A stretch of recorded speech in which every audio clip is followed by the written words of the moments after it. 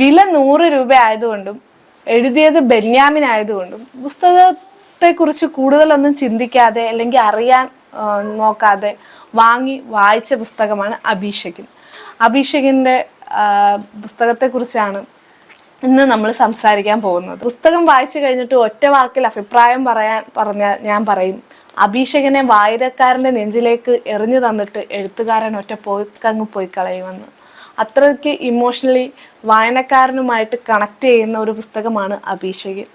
അഭിഷേകന്റെ കഥയിലേക്ക് കടക്കുന്നതിന് മുമ്പ് അഭിഷേകൻ ആരാണെന്നറിയണം.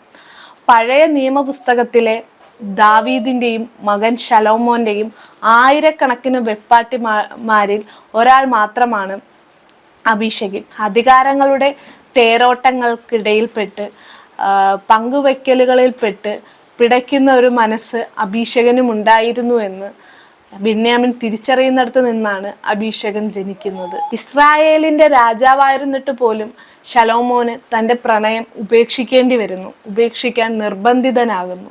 ചില പ്രണയങ്ങൾ അങ്ങനെയാണല്ലേ. മരണക്കിടക്കയിൽ പോലും ശലോമോനെ വേട്ടയാടുന്ന ഒരു പ്രണയ കഥയാണ്, മധുരമേറിയ പ്രണയ കഥയാണ് അഭിഷേകൻ. പുസ്തകത്തിലേക്ക് കടക്കുന്നതിന് മുമ്പ് ആമുഖത്തിൽ ബെന്യാമിൻ പറയുന്ന ചില കാര്യങ്ങളുണ്ട്. അതിലൊന്ന്, അഭിഷേകനെ താൻ ഇസ്രായേലിന്റെ രാധയെന്നോ വൈശാലി എന്നോ വിളിക്കാൻ ആഗ്രഹിക്കുന്നുവെന്ന്. പൗരാണിക ചരിത്രങ്ങളിലെങ്ങും മതഭേദമന്യേ എല്ലാ ചരിത്രങ്ങളിലും സ്ത്രീകളുടെ വിധിക്ക് അമ്പരപ്പിക്കുന്ന സാമ്യമാണുള്ളത്. അതുകൊണ്ടാണ് ബെന്യാമിൻ അഭിഷേകിനെ രാധയെന്നോ വൈശാലി എന്നോ വിളിക്കാൻ ആഗ്രഹിക്കുന്നത്. പുസ്തകം ആരംഭിക്കുന്നത് ശലോമോന്റെ വാർദ്ധക്യത്തിൽ നിന്നാണ്. 700 ഭാര്യമാരുണ്ടായിരുന്നിട്ടും 300 വെപ്പാട്ടിമാരുണ്ടായിട്ടും വാർദ്ധക്യത്തിൽ തന്നെ പരിചരിക്കാനോ ശുശ്രൂഷിക്കാനോ ആരുമുണ്ടായിരുന്നില്ല, പരിചാരകന്മാർ മാത്രം. ഈ വയസ്സാങ്കാലത്തും തന്നെ ഹൃദയം പോലെ സൂക്ഷിക്കാനും തേൻകട്ട പോലെ ചുംബിക്കാനും കഴിയുന്ന ഒരുവൾ മാത്രം ഉണ്ടായിരുന്നു. ആ ഒരുവളായിരുന്നു അഭിഷേകൻ. പക്ഷെ അഭിഷേകനെ ശലോമോന് ഏതോ ഒരു സാഹചര്യത്തിൽ നഷ്ടപ്പെട്ടു. അവിടെ നിന്നാണ് കഥ തുടങ്ങുന്നത്.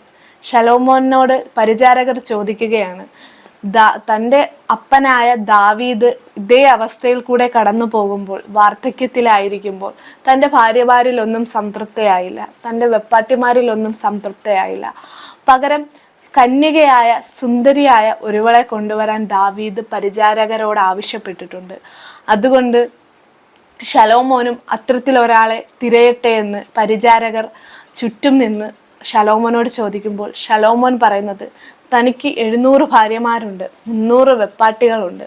പക്ഷെ അവരെ ആരും എന്നെ ശുശ്രൂഷിക്കാനോ പരിചരിക്കാനോ ഇല്ല. തനിക്ക് വേണ്ടുന്നത് തൻ്റെ അഭിഷേകനാണ്, ശൂനേംകാരത്തിയായ അഭിഷേകൻ. അഭിഷേകന്റെ മടങ്ങിവരവിനായാണ് ഈ കാലം അത്രയും ശലോമോൻ ജീവിച്ചത്. ആ മടങ്ങിവരവിന് ആണ് മരണത്തിന് തൊട്ടു മുമ്പ് പോലും ആ മടങ്ങിവരവിനാണ് ശലോമോൻ കാത്തിരിക്കുന്നത്. അവിടെ നിന്നാണ് കഥ തുടങ്ങുന്നത്, അഭിഷേകന്റെ കഥ തുടങ്ങുന്നത്. പിന്നീട് അങ്ങോട്ട് നമ്മൾ അഭിഷേകൻ ആരാണ്, എന്താണ്, അവരുടെ പ്രണയം എന്തായിരുന്നു, അഭിഷേകനെ എങ്ങനെയാണ് ശലോമോന് നഷ്ടപ്പെട്ടത് അതറിയാനുള്ള ഒരു വെപ്രാള പാച്ചിൽ തന്നെയാണ് ഈ പുസ്തകം. 70 പേജ് മാത്രമാണ് ഈ പുസ്തകത്തിലുള്ളെങ്കിലും അനേകായിരം രാഷ്ട്രീയങ്ങൾ, സ്ത്രീ ചിന്തകൾ ഒക്കെ അടങ്ങിയിട്ടുള്ള ഒരു പുസ്തകമാണ് അഭിഷേകൻ. ദാവീദിന്റെ ഭരണകാലത്ത് ശലോമോന്റെ അപ്പനായ ദാവീദ് ഇസ്രായേൽ ഭരിക്കുന്ന കാലഘട്ടത്തിൽ ഒരു ശിശിരകാലത്തിൽ വെച്ച് ശലോമോനെ അടുത്ത രാജാവായി നിശ്ചയിച്ചു വെച്ചിരിക്കുന്ന സാഹചര്യത്തിൽ തൻ്റെ ഏകാന്ത സഞ്ചാരങ്ങൾക്കിടയിൽ വെച്ചാണ് അഭിഷേകനെ ശലോമോൻ കണ്ടുമുട്ടുന്നത്. അതിസുന്ദരിയായിരുന്നു അഭിഷേകൻ. അവിടുന്ന് ആരംഭിക്കുന്ന അവരുടെ പ്രണയം.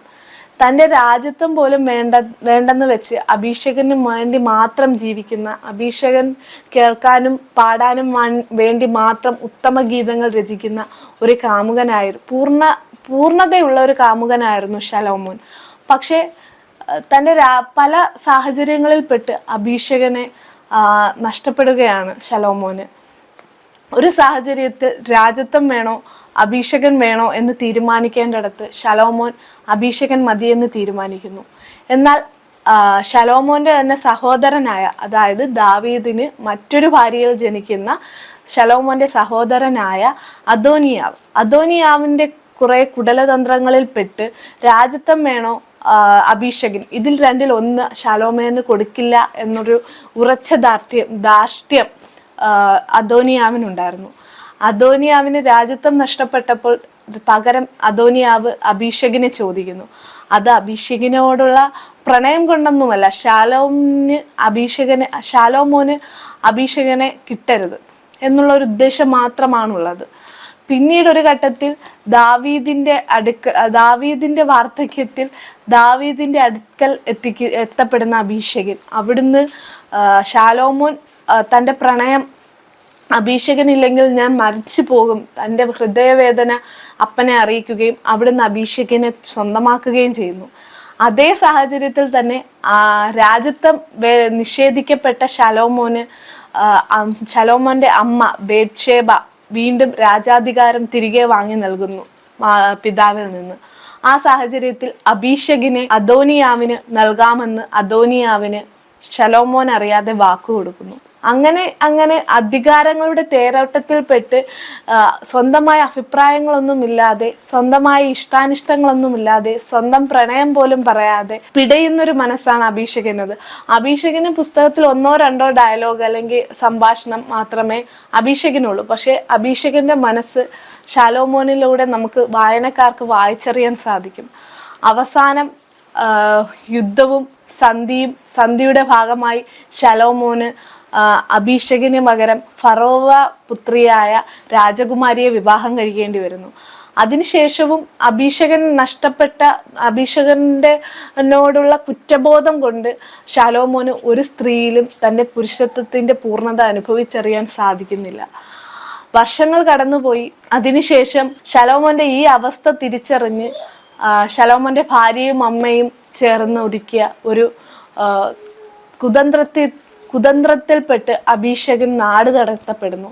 മറ്റൊരു രാജ്യത്തേക്ക് മറ്റൊരു രാജാവിൻ്റെ ഭാര്യയായി ശലോമോന് തന്നെ അബീഷഗനെ അയക്കേണ്ടി വരുന്നു.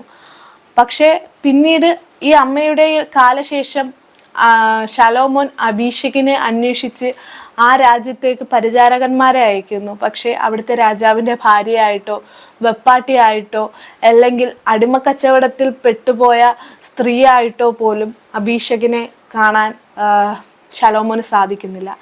അബീഷഗൻ ശലോമോന് എന്നും ഒരു തീരാ വേദനയും തീരാ നഷ്ടവുമാകുന്നു. അങ്ങനെ തന്നെ മുന്നോട്ട് പോയി ശലോമോൻ മരണപ്പെടുന്നു. അതാണ് പുസ്തകത്തിൻ്റെ സാരാംശം. പുസ്തകത്തിൽ പൗരാണിക കാലഘട്ടത്തിൽ സ്ത്രീകൾക്കുണ്ടായിരുന്ന അഭിപ്രായം അല്ലെങ്കിൽ ലഭിച്ചിരുന്ന മുൻഗണന അങ്ങനെയൊന്നും ഉണ്ടായിരുന്നില്ല എന്നുള്ള ഒരു രാഷ്ട്രീയം അബീഷഗിന് തൻ്റെ പ്രണയം പോലും നേടിയെടുക്കാനോ അല്ലെങ്കിൽ ചോദിച്ച് മേടിക്കാനോ ഒന്നും സാധിച്ചിരുന്നില്ല. ശലോമോന്റെയും അബീഷഗിൻ്റെയും ഒരിക്കലും നേടിയെടുക്കാൻ സാധിക്കാത്ത മധുരമേറിയ ഒരു പ്രണയകഥയാണ്. നഷ്ടപ്രണയമെന്നും പറയാൻ സാധിക്കാത്ത ഒരു തരം എന്താ പറയുക, പ്രണയത്തോടുള്ള ആസക്തിയാണ് അബീഷഗൻ വായിക്കുമ്പോൾ. പ്രണയത്തിൻ്റെ ആസക്തിയിൽ നമ്മളിങ്ങനെ പെട്ടുപോകും. അതാണ് അബീഷഗിനെ ശലോമോന് നഷ്ടപ്പെട്ടതിന് ശേഷം കാണുന്ന ഓരോ പെൺകിടാവിലും അബീഷഗിൻ്റെ ഛായ ഒളിഞ്ഞിരിക്കുന്നതായി ശലോമോന് തോന്നുകയും അവരെ വിവാഹം കഴിക്കുകയോ സ്വന്തമാക്കുകയോ ചെയ്യും. അങ്ങനെ ഒരു സ്ത്രീയിൽ നിന്നും മറ്റൊരു സ്ത്രീയിലേക്ക് ഇങ്ങനെ ഓടിക്കൊണ്ടേയിരിക്കും ശലോമോൻ.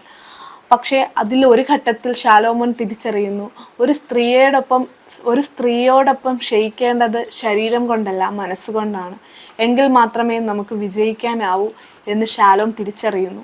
എങ്കിലും ശലോമോൻ അങ്ങനെ മനസ്സുകൊണ്ട് ഒരു സ്ത്രീയുടെയും ഒപ്പം ക്ഷയിക്കുവാൻ സാധിക്കുന്നില്ല. ശലോമോൻ എല്ലാ കാലവും അബീഷഗിനെ തേടിയുള്ള യാത്രയിലായിരുന്നു. വായിക്കാൻ ഏറെ ഇഷ്ടപ്പെടുന്ന ഒരാളാണ് നിങ്ങളെങ്കിൽ, സമയക്കുറവ് കൊണ്ടോ സാഹചര്യം കൊണ്ടോ വായിക്കാൻ സാധിക്കാതെ പോകുന്നെങ്കിൽ 70 പേജ് മാത്രമുള്ള 100 രൂപയിൽ താഴെയുള്ള ബെന്യാമിൻ്റെ ഒരു നല്ല നോവലാണ്, നല്ല ഒരു ചെറു നോവലാണ് അബീഷഗൻ.